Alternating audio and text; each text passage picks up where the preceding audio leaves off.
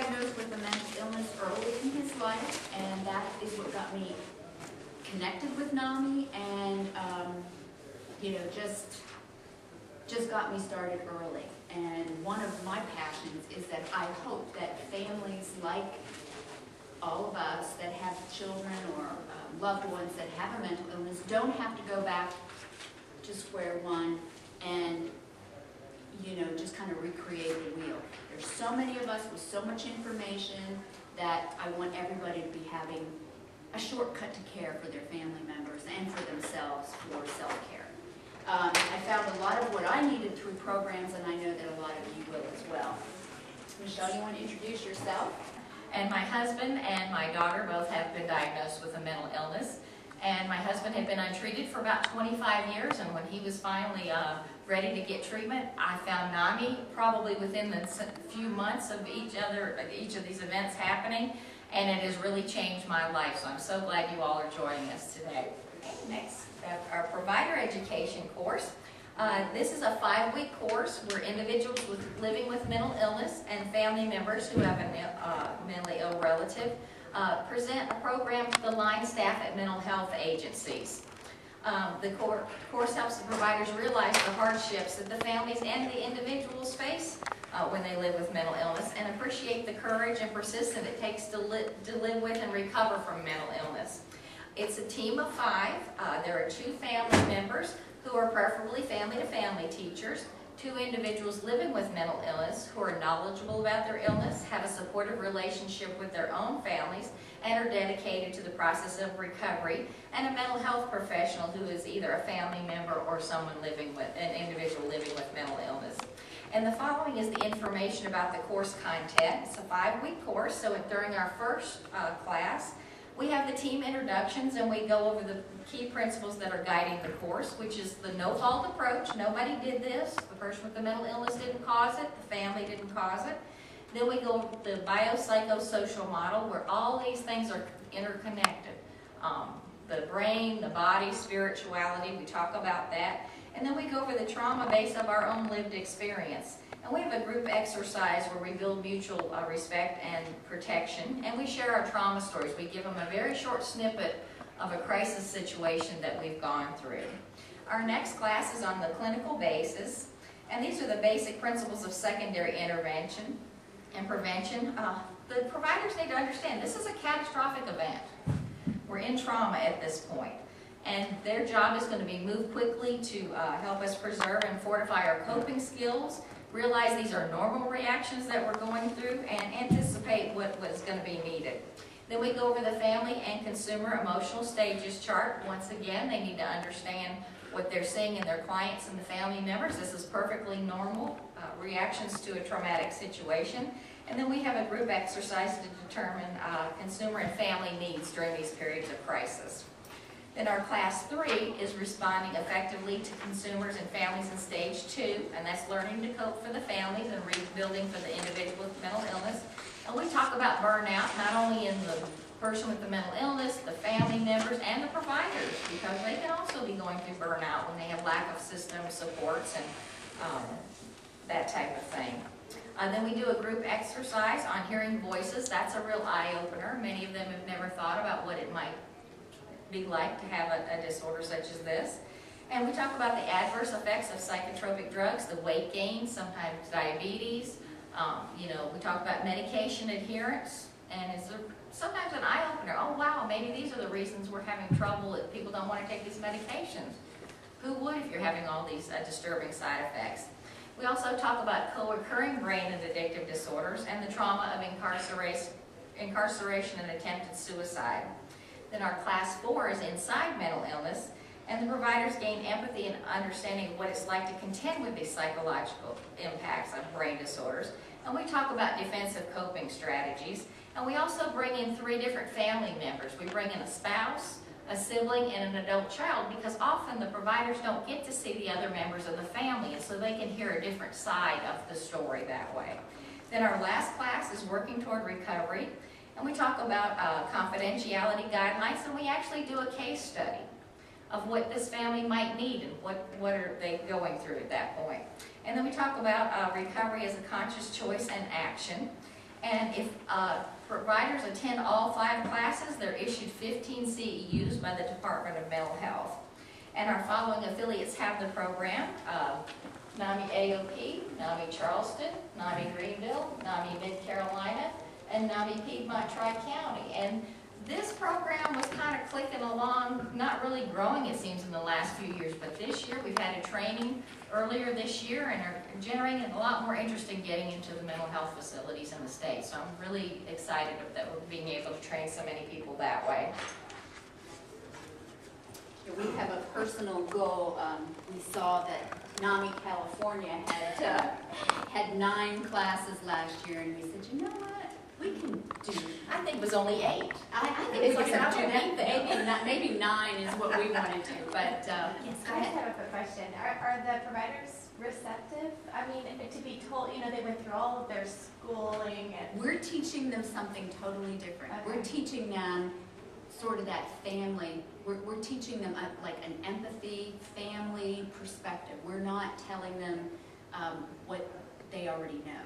We're telling them, we're trying to teach them some things that will enhance the kind of job that they do. And one of the things we tell them is it's really going to make your job easier.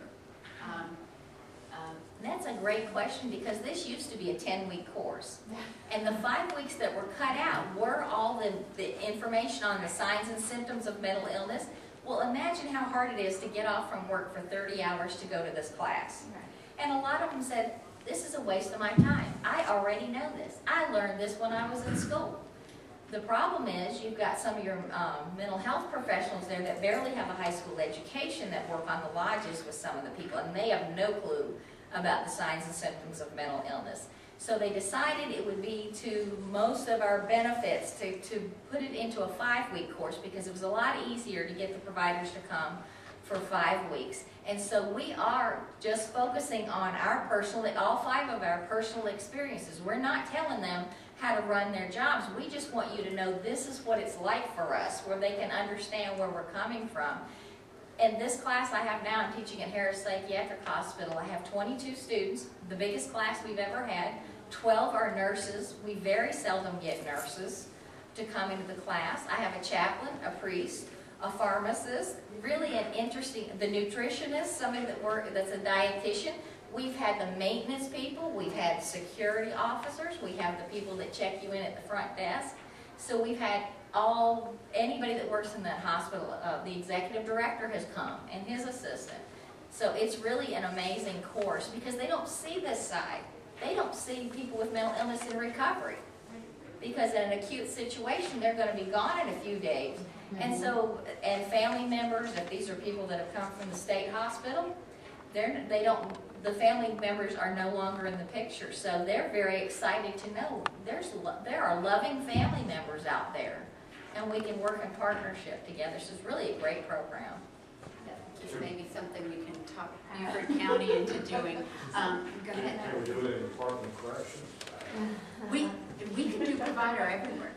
We can really do provider everywhere that they're giving mental health services, or anybody who's providing mental health services to our community. I have a nurse from the jail is in my class.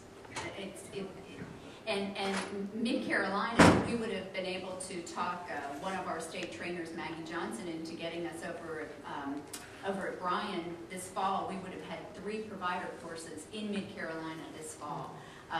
We're taking very seriously that challenge from California. But we also have, Yes, I am. we have a couple of newly trained teams of 5 in areas that we haven't been active in, and so they're going to get started and reach out to those providers. The CEUs are also a wonderful attraction, but classes where we used to have 8 or 9, we're in the 20s now in these classes. Yes, Jack? And it is true that actually NAMI South Carolina bears the burden of the cost of these. Yes. One of the copy affiliate. Right. There is a stipend that is paid to those team members. They each receive a stipend of $250.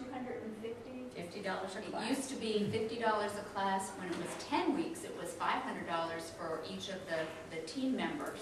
But each one of the team members will receive $250 at the end of the provider class, and that is for you know, the fact they're a professional. They're a professional, and they are a panel member, and we want to make sure that that is something that they get.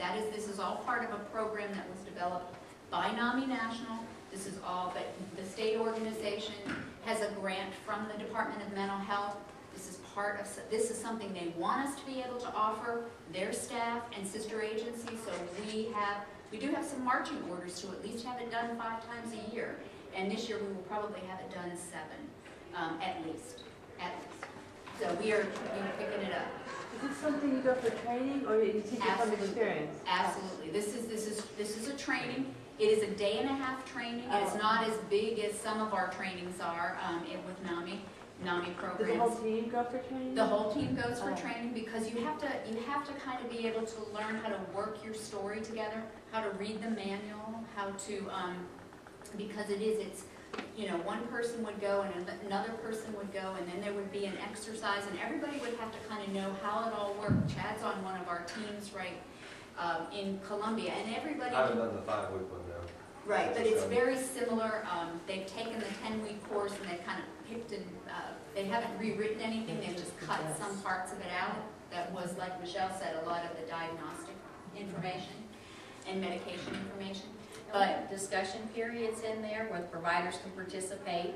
And the important thing is all members of the team are equal. The mental health professional is no more important than any other family member or anybody with a mental illness. We are all equal on that team, and we all share equally. Right. And that's modeling the respect that we want from our providers as well. Right. So it's a panel, and everybody participates, and we're just going to have a huge year with it this year. I'm very excited. We just had a training in June, and if we can get some of the other affiliates, we have it now, like I said, or like Michelle had said, in AOP, Charleston, Greenville, Mid-Carolina, and Piedmont. I mean, we would love to have Beaufort County jump in on that, and you know, if we could get Aiken, there's a lot of facilities in Aiken that we would love to be able to. And we want to thank everybody for listening to our program presentation. Like I've said, and like Michelle has said, our volunteers are the heart of our organization. There are some people that are putting in some incredibly long hours, and some that are putting in some short hours, but they're really packed with good quality volunteerism. And we want to make sure that we know what they're doing, and these you know, they're the lifesavers to our family members and our individuals living with a mental illness. Because we've all had one of those lifesavers in our lives. Somebody threw us the lifeline once and made it easier for us.